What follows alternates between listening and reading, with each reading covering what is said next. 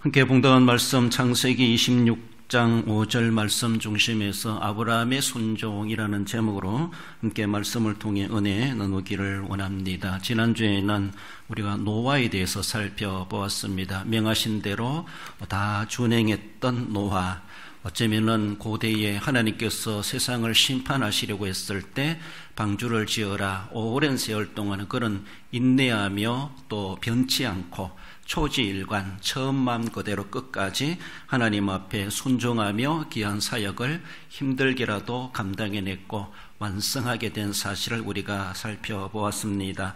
그리고 생명 보존을 위해서 동물 정한 것과 부정한 동물을 다 쌍쌍이 하나님이 명하신 방법대로 원리대로 그래서 섬세하게 귀한 사역을 감당해내므로 생명 보존이 이어졌다라는 것. 더 나아가서는 그가 그렇게 사명을 잘 감당함으로 하나님께서는 의의 상속자가 되게 하셨다는 것. 영적으로 육적으로 번성하여서 제2의 인류의 시조로서 귀한 책임을 감당하게 했다라는 것을 하나님 주신 복을 살펴보았습니다.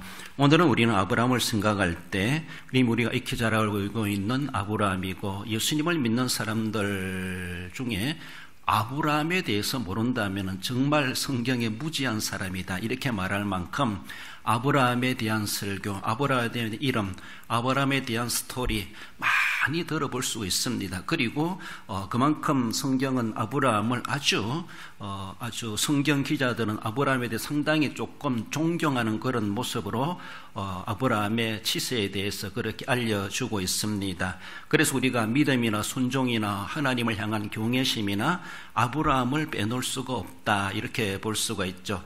절대 신리하에서 전인적으로 순종했던 아브라함임을 볼 수가 있습니다. 오늘 본문에서도 하나님의 내 말과 내 명령과 내 계명과 내 율례와 내 법도 이 중에 한 가지만 잘해도 잘하는 겁니다. 말이나 명령이나 계명이나 율례나 법도를 아브라함은 철저하게 지켰다는 것이죠. 그러니까 똑같은 말이지만은 반복해서 나열해 준다고 하는 것은 강조하는 겁니다. 그만큼 철저하게 했다. 그래서 하나님의 말, 하나님의 음성, 소리를 듣고서도 계명과 법도와 율례와 어떤 것들을 들어댄다 할지라도 아브라함은 우리 말로 볼 때 흠잡을 데 없을 만큼 하나님 앞에 그렇게 철저하게 준행했다라는 것을 그런 모습에서 강조합니다. 사실 배경은 이삭이 이야기를 하다가 아브라함이 그렇게 준행했던 배경이 그렇게 말씀해 주고 있죠. 아브라함의 향년이 175세라 그가 나이가 높아서 늙어서 죽어 기운이 다하여 열조에게로 돌아가니라. 아브라함의 죽음을 두고 그렇게 표현합니다.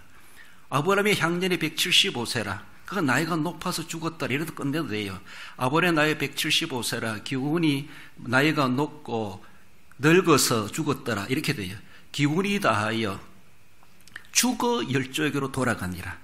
아브라함의 죽음에 대해서 상당히 성경 기자는 여러 가지 모습으로 표현하는 것은 아브라함의 죽음을 애석하게 읽을 뿐만 아니라 아브라함의 그 생에 대한 그만큼 존경심, 경의를 표하는 그런 모습에서 아브라함의 죽음을 이렇게 창세기 25장 7, 8절에 보면 그의 죽음에 대해서 그렇게 표현하는 것을 볼 수가 있습니다.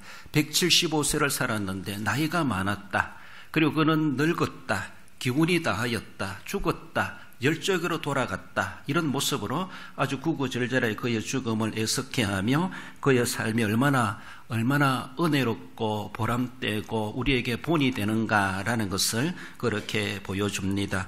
아브라함의 순종이 어떤 순종이었는가 먼저 살펴볼 때 소명의 순종했음을 보여줍니다.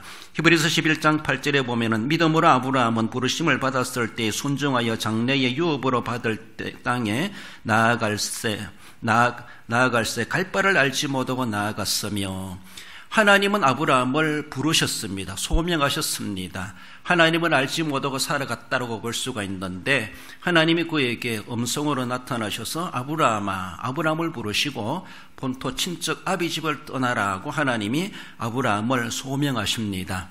난데없이 하나님이 나타나셔서 아브라함을 부르셨다라고도 볼 수가 있죠. 그렇습니다. 하나님은 우리를 소명하시는 하나님이십니다.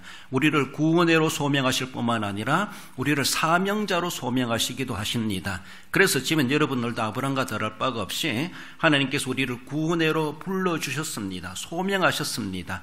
뿐만 아니라 구원받은 것도 감사한데 우리를 하여금 직분자로 세워주셨습니다. 직분자로 하나님께서 또 불러주셨습니다.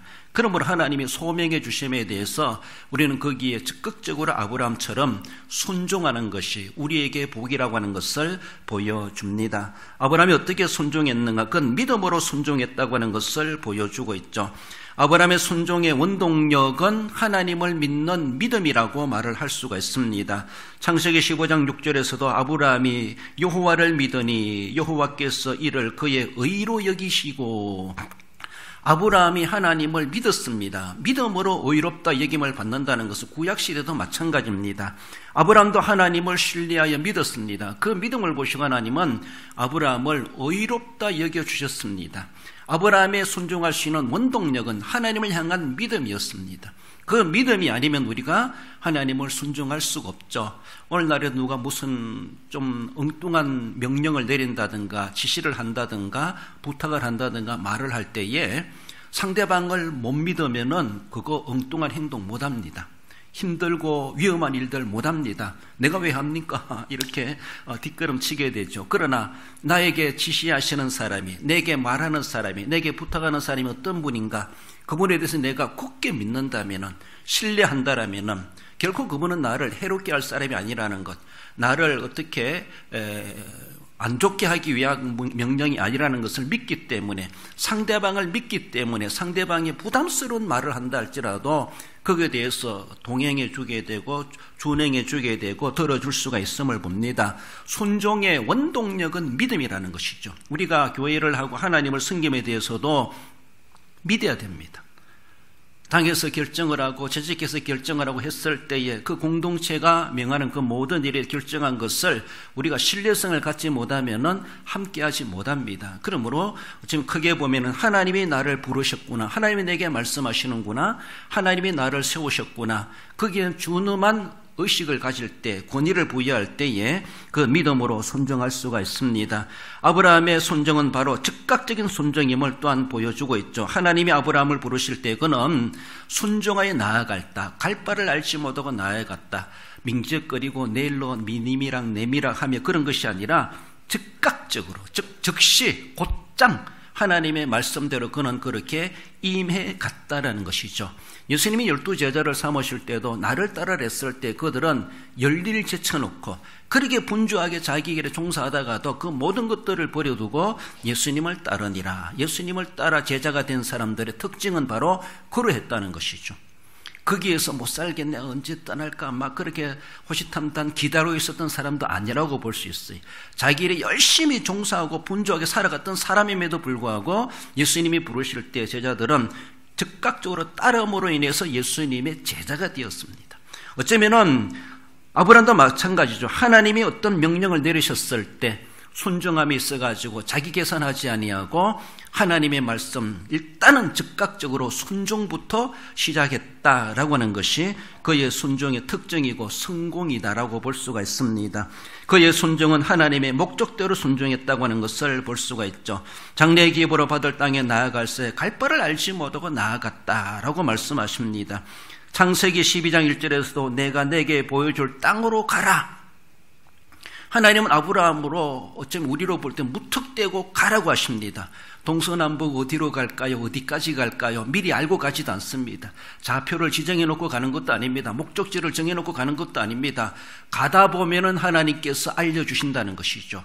왼쪽으로 갈지 오른쪽으로 갈지 계속 가야 될지 멈춰야 될지 일단 한 걸음부터 출발했을 때 하나님은 방향을 정해주시고 목적지가 어딘가 이미 하나님은 다 계획 속에 계시다라는 것입니다. 아브라함이 하나님의 부르심을 받고 갈 바를 알지 못하고 갔다고 하는 것은 목적지가 어딘지도 몰라요. 왜 가라 하는 이유도 모릅니다. 아무것도 아무것도 없어요. 아무것도 해답도 없어요. 하나님이 사전에 밝혀주고 있지 않습니다. 이미 하나님은 모든 계획을 완벽하게 짜놓고 계시면서도 그 좀 계획서를 보여주신다든가, 이런 내가 너에게 이런 계획이 있다, 이런 목적이 있다, 가야 될 이런 이유가 있다, 내가 앞으로 너에게 이런 기대감을 가지고 있다. 하나님은 그로 하여금 큰 민족을 이룰 것을 야심찬 계획을 가지고 아브라함을, 헐헐단신 아브라함을 부르시지 않습니까? 아들도 없는 아버지 그 아브라함을. 그래요. 아무런 목적도 모르고 목적지도 모르고 이유도 모르고 하나님이 가라 하니까 너무나도 수동적으로, 너무나도 하나님의 말씀에 절대 신뢰하는 나머지 나아갈 수가 있었다라는 겁니다. 많은 사람들은 자기 계산을 해요. 하나님의 목적이 있는데 하나님의 목적보다 그렇다면 내게 돌아오는 것이 무엇일까? 내게 어떤 타산이 있고 이익이 있을까? 계산을 해보고, 우리는 사실 그렇게 해야 돼요. 세상 살아가다 보면 그렇게 해야 되죠. 그러니까 순진한 나머지 알지도 못하고 목적도 모르고 이유도 모르고 하다가는 무턱대고 하다가는 세상 말로 뒤통수 맞을 수가 있고 남에게 그렇게 유린당할 수가 있는 그런 일이 될 수도 있습니다. 세상 일에는 우리가 상대방하고 정확한 계약서를 써가면서 서로의 이익과 거기에 대한 어려움이 무엇이고 부담해야 될 무엇인가를 명확하게 계산을 해야 되죠. 서로가 주고받고 해야 되고 타협이 돼야 됩니다. 그렇게 하는 것이 세상 살아가는 하나의 원리라고 볼 수가 있습니다. 그러나 또 한편에서는 내가 상대방을 진짜 믿는다면은 백지를 준다 할지라도 그대로 행할 수가 있습니다. 그러나 우리 세상 사람은 서로가 못 믿을 대상이 될 수 있다 보니까 그동안 믿어왔다 할지라도 또 어쩌면 뒤통수 맞을 그런 일이 될 수 있기 때문에서라도 서로가 정확한 계약서를 가지고 주고받고 하는 그 일을 이루게 되는 것을 볼 수가 있는데, 그러나 아브라함은 하나님을 향하여 하나님 계획서 좀 보여주세요. 청사진 좀 보여주세요. 왜 가라 합니까? 목적지가 어딥니까? 이유가 무엇입니까? 왜 나를 부르셨습니까? 그러면 나에게 낫는 것이 무엇입니까? 오만껏 따질 것이 많겠지만은 아브라함은 유구무원, 말하지 않았습니다. 오직 하나님이 음성 들려주시는 대로, 하나님이 하라시는 대로, 하나님이 가라시는 대로, 목적지도 모르고 가야 될 이유도 모르고 가서 뭘 하라는 건지도 모르고 본토 아비 집을 떠날 수가 있었다라는 것이죠. 많은 사람들이 자기 계산을 하다 보니까 하나님에 대해서 이러니 저러니 평가하게 되고, 하나님이 우리하고 뭐 협상하실 그런 수준입니까? 우리가 하나님하고 함께 그렇게 뭐 협상할 만한 그런 하나님 앞에 대등한 우리가 존재입니까? 하나님 앞에 우리가 대먹지 못한 요구할 때가 얼마나 많은지 몰라요. 하나님은 창조주이십니다.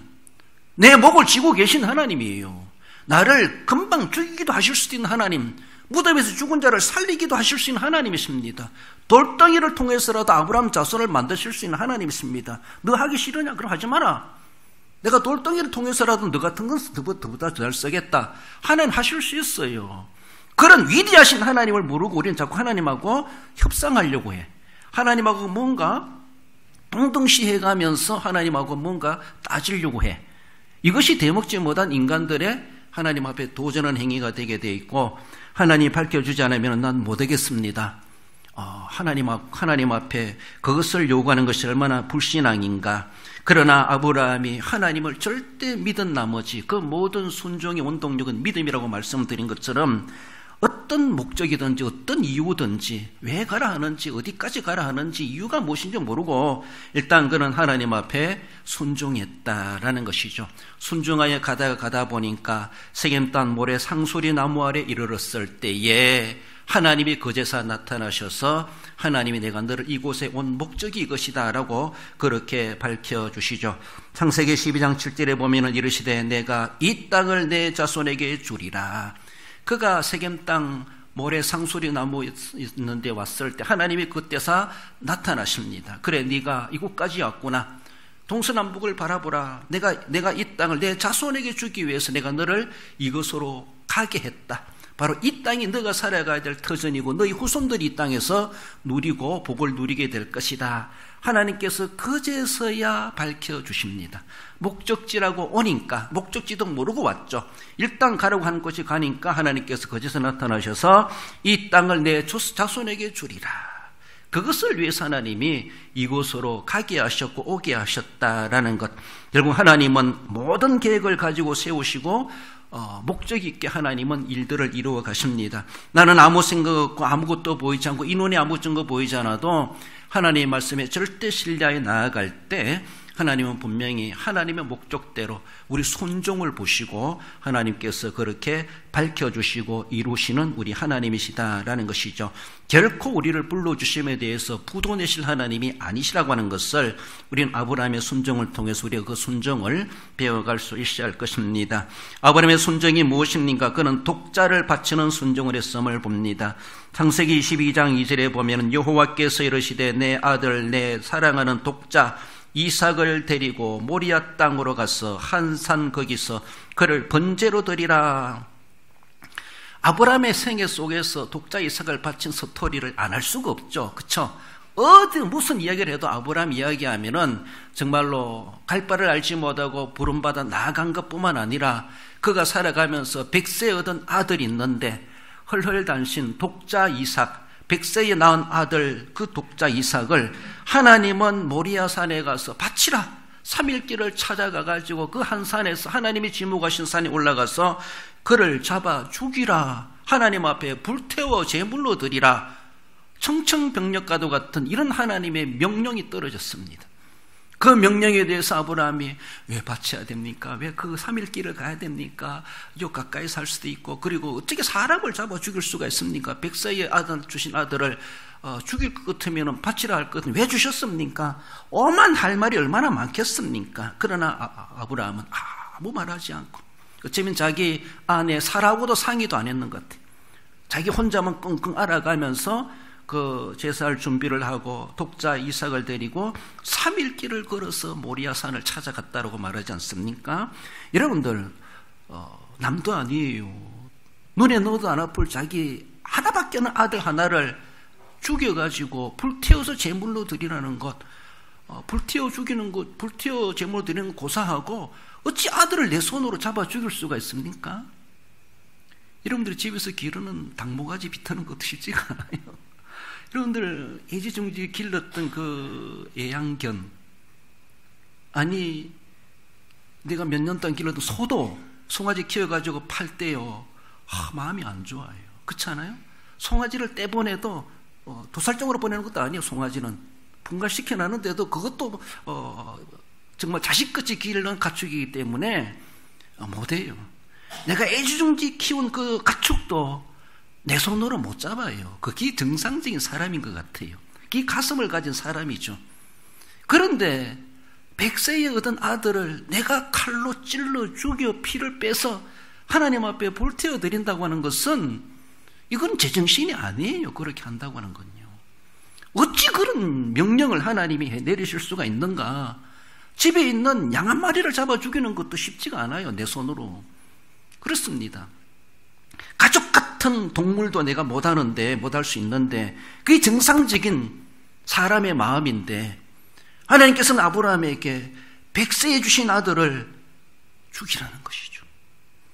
창세기 22장 1절에 아브라함을 부르실 때, 내가 여기 있나이다. 아브라함은 하나님께 대답합니다. 내가 여기 있나이다. 하나님 앞에 내가 여기 있나이다 라고 하는 것은 하나님 무슨 말씀이든지 주시옵소서 내가 따르리이다 이런 말입니다. 이것은 어쩌면은 모세도 하나님 불렀을 때 내가 여기 있나이다. 사무엘아 사무엘아 불렀을 때 사무엘상 3장 10절에서 말씀하옵소서 주의 종이 듣겠나이다. 이사야도 내가 누구를 보냈고 내가 여기 있나이다 나를 보내소서. 이사야도 그렇게 하나님 앞에 내가 여기 있나이다. 하나님의 음성이 들려왔을 때 내가 여기 있나이다. 창세기 22장 11절에 가면은 독자 이삭을 막 죽이려고 했을 때 아브라함아 아브라함아 하나님이 급하게 부르니까 그때도 아브라함이 내가 여기 있나이다. 똑같은 하나님 앞에 대답을 합니다. 이삭을 바치라고 하기 명령 떨어지기 처음에도 내가 여기 있나이다. 이삭을 죽이려고 했는데 하나님 급하게 부르니까 또 하나님의 음성에 길을 세우면서 내가 여기 있나이다. 그 아이에게 손을 대지 말라. 하나님 그 말씀을 하시죠. 그랬어. 내가 여기 있나이다. 하나님이 무슨 말씀을 하시든 내가 하겠습니다. 번제로 드리라 하겠습니다. 손대지 마라. 손 안 대겠습니다. 내가 여기 있나이다. 이것은 하나님의 준엄한 명령 앞에 내가 철저하게 순종하겠습니다. 하나님 앞에 있는 코람데오 정신, 신전의식을 가진 성도들이 가져야 될 대답이라고 볼 수가 있습니다. 하나님 무슨 말씀을 하시든지 하나님이 아무개야 불렀을 때 우리는 내가 여기 있나이다. 말씀하옵소서. 주의 종이 따르리이다. 주의 종이 듣겠나이다. 무슨 말씀이든지 독자 이삭을 바치라 할 줄 누가 알았겠습니까? 하지만 아브라함은 내가 여기 있나이다. 이 말씀에는, 이 대답 속에는 하나님이 무슨 말씀을 하시든지 내가 그렇게 하겠습니다. 우린 그런 마음 가지고 하나님 앞에 대답을 해야 되죠. 그렇습니다. 하나님 오늘도 우리에게 성령으로 우리의 마음의 감동으로 하나님이 부르시기도 하십니다. 그렇습니다. 내가 여기 있나이다. 오늘도 하나님의 부르심에 대해서 그래요. 교회 차인벨 종소리가 들릴 때 그건 단순한 음악 소리로 들리고 교회 종소리가 아니라 하나님이 나를 교회에 오라고 부르시는구나. 하나님이 나를 얘야 지금 오너라 어서 오너라. 하나님의 음성으로 새길 줄 알고 들을 줄 아는 것이 필요해요. 들의 일을 하다가도 잠을 자다가도 새벽에 종을 칠 때에 하나님 나를 깨우시는구나. 하나님 나를 오라 하시는구나. 내가 여기 있나이다. 그 소리를 듣고 어찌 움직이지 않을 수가 있겠습니까? 하나님이 가라 하시는 곳으로 오라 하시는 곳으로 하나님이 하라 하시는 곳으로 코람되어 신전의식 하나님 앞에 살아가는 성도라면 늘 그런 긴장감을 가지고 아들을 바치라고 생각지도 못하고 있는데 아브라함아 부르실 때 내가 여기 있나이다. 아들을 잡아가지고 결박하여 제단에 올려놓고 이제는 칼로 찌르려고 했을 때 그런 다급한 순간에 하나님의 음성이 들려오는 것. 아브라함아 아브라함아. 그 소리를 아브라함이 못 들었다면은 아브라함은 큰 실수를 저지르고 말았을 거예요. 아무리 분주하고 아무리 다급해도 우리는 하나님의 음성에 귀를 기울여야 돼. 하나님이 어떤 찰나에 어떤 소리를 하실는지. 그래요. 아브라함은 하나님의 내 말과 내 명령과 내 규례와 내 율례와 내 법도를 아브라함은 지켰다는 거예요. 아무 관심 없이 하나님의 음성에 대해서 하나님의 율례와 법도와 계명과 아무런 관심 없이 살아가면은 하나님이 큰 소리로 불러도 못 알아들을 수가 있어요. 못 깨달을 수가 있어요. 그러나 항상 길을 하나님께 열어놓고 세상 일에 심차에 따라 살아간다 할지라도 하나님의 길을 열어놓고 있는 사람은 하나님의 세미한 음성이라도 바람길에 준 하나님의 음성이라도 알아들을 줄 압니다. 그래서 무엇을 해야 되지? 하나님 지금 무엇을 말씀하시지? 모든 것 딱 내려놓고 손 내려놓고 하나님 꿇고 말씀하옵소서. 내가 여기 있나이다. 우린 그런 자세가 필요하죠. 독자를 바치기까지 했던 아브라함은 바로 그런 하나님을 향한 절대 신뢰, 하나님을 향하여 길을 열어놓고 있는 아브라함의 그 모습을 볼 수가 있습니다. 그렇습니다. 히브리서 11장 17절에 보면은 아브라함은 시험을 받을 때에 믿음으로 이삭을 드렸으니 그는 약속들을 받은 자로 돼 그 외아들을 드렸느니라고 말씀하고 있습니다. 하나님께서 아브라함에게 독자 이삭을 바치라고 한 것은 그 민족적인 모습에서 아브라함과 이삭을 통해서 태어난 모든 자손들은 이제는 다 내 것이다 이런 의미를 가지고 있어요. 이삭을 하나님께 바쳤다고 하는 것은 아브라함이 하늘의 별과 같은 후손들은 다 하나님의 소유다. 하나님의 것이다. 하나님께 바쳐진 후손들이다. 왜? 그 조상 이삭을 이미 바쳤어요. 그러니까 하나님의 선민이라고 하는 것을 그런 모습에서 하나님은 나타내 주십니다. 그리고 더 나아가서는 독자 이삭을 바치라고 하신 것은 앞으로 하나님의 독생성자 예수 그리스도를 내가 너희들을 위해서 내가 제물로 내놓을 거야. 하나님이 그것을 또한 보여주십니다. 독자 이삭을 통해서 독생자 예수 그리스도를 우리를 위해서 내어주실 것을 하나님은 그렇게 아브라함에게 실제적인 그의 퍼포먼스, 그의 삶을 통해서 그것을 행하여 하게 하십니다. 어쩌면 아브라함에게는 독자를 죽이는 것까지 명령하셨지만은 그러나 죽이지는 못하게 하시기까지 하셨으면서도 하나님께서는 당신의 아들 예수님을 우리를 위해서 십자가에 내달아 놓으시고 처절하게 죽어가는 그 소리, 아버지 어찌 나를 버리셨나이까 라고 한다 할지라도 돌아보지 아니하시고 끝까지 죽음으로 내몰고 가신 아버지의 그 모습. 그래요. 내가 길른 가축도 내 손으로 잡기 힘든데 하나밖에 없는 아들을 드린다는 게 쉽지가 않죠.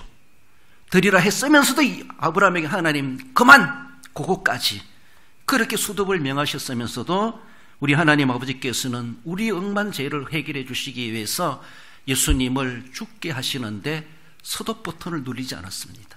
끝까지 죽도록 내버려뒀어요. 그래요. 로마서 8장 32절에 보면은 자기 아들을 아끼지 아니하시고 우리 모든 사람을 위하여 내주신 이가 우리를 위해서 모든 것을 내어주셨어요. 어찌 그 아들과 함께 모든 것을 우리에게 주시지 아니하겠느냐라고 하시면서 아브라함의 독자 이삭을 그렇게 아꼈던 것처럼 하나님께서도 하나밖에 없는 독생자 예수 그리스도를 그렇게 아껴야 될 대상이지만은 그는 우리를 구속하시고 우리를 하나님의 자녀 삼으시기 위해서 아끼지 아니하시고 기꺼이 우리 모든 사람을 위하여 내어주신 바 되었다. 하나님은 그렇게까지도 희생하시면서 우리를 사랑하시고 우리를 구원해 주셨다라고 하는 것을 분명히 말씀해 주십니다. 오직 예수님만이 유일한 구세주로서 예수님을 믿음으로 말미암아 그 이름을 부르는 자들은 모든 사람들에게 구원을 얻을 길을 허락해 주셨고 그래서 다른 길은 없나니 오직 예수님만이 길이요 진리요 생명이요 부활이심을 우리에게 말씀해 주고 있고 그를 믿는 우리들에게 그 하늘의 소망을 주시고 있다라는 것을 우리는 믿고 있습니다. 이 절대 진리를 나만이 알고 믿는 것이 아니라 어느 누구든지 예수님을 믿는 사람, 누구든지 예수님 이름을 부르는 사람은 구원을 받으리라 말씀하신 바대로 독생성자 예수님을 보내셔서 우리를 구속하신 하나님의 놀라우신 그 은혜, 우리를 위해서 그렇게까지 안 하셔도 되실 하나님에도 불구하고 하나님은 우리를 위해서 모든 것을 내어주시면서 어쩌면 사람을 위해서 하나님은 행하여 주셨다는 것이죠. 사람에게 순종하는 하나님이 아니지만 사람들을 위해서 모든 것을 행동으로 나타내신 우리 하나님 앞에 우리가 어찌 하나님 앞에 순종함이 있어가지고 어떤 토를 달 수가 있고 이유를 댈 수가 있겠습니까? 하나님 앞에 내가 여기 있나이다. 하나님 말씀만 하옵소서. 내가 그렇게 하리이다. 우린 그런 자세가 필요하며 아브라함의 순종을 우리는 본받아 가야 할 것입니다. 나아가서는 아브라함의 순종은 복의 근원이 되게 하셨습니다. 창세기 12장 2절에 보면 내가 너로 큰 민족을 이루고 내게 복을 주어 내 이름을 창대하게 하리니 너는 복이 될지라.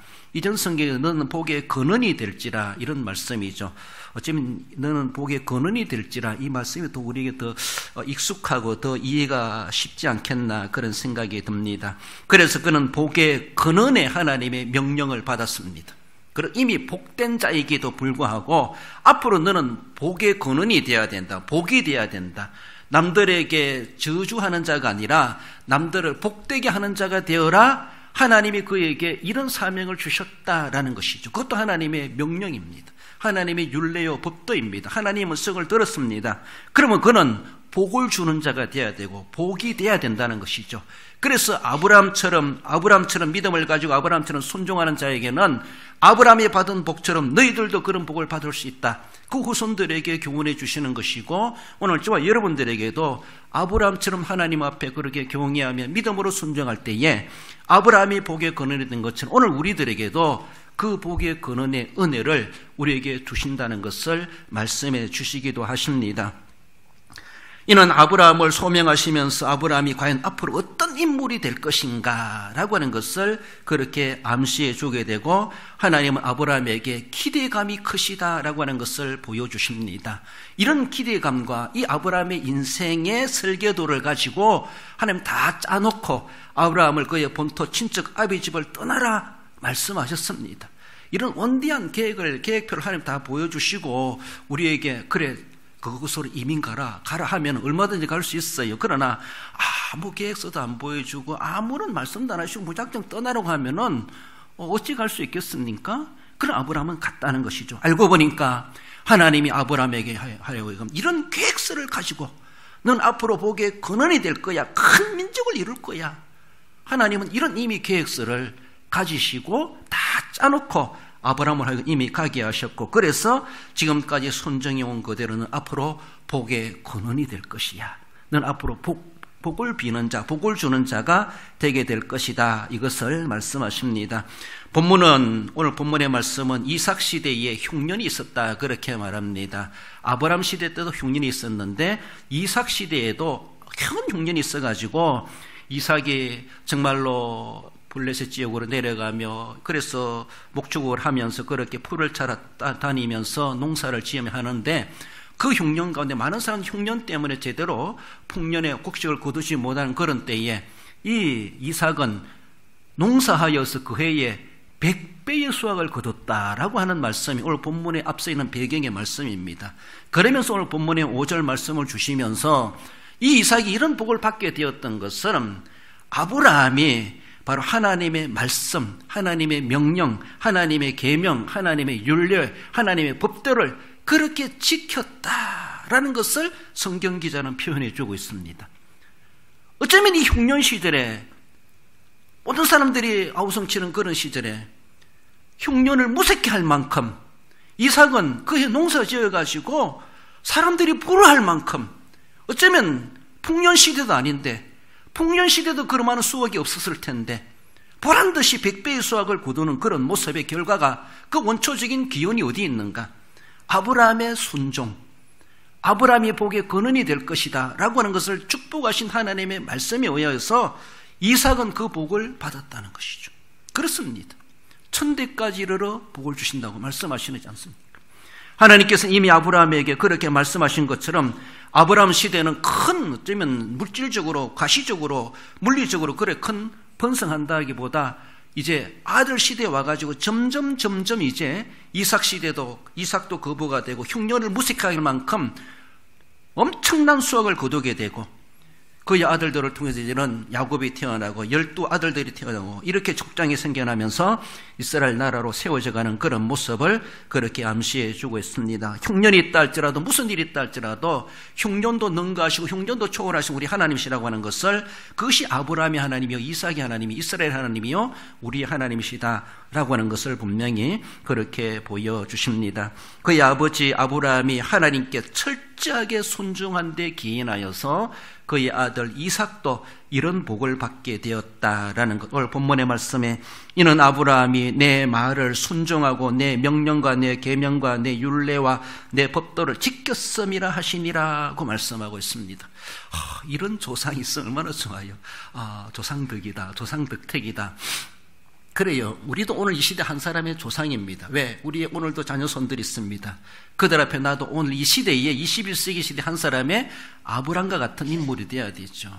나로 인하여서 내 눈에 아무 증거 보이지 않고 내 손에 잡히지 않지만은 하나님 아브라함에게 약속하신 것처럼 큰 민족을 이루게 될 것이다.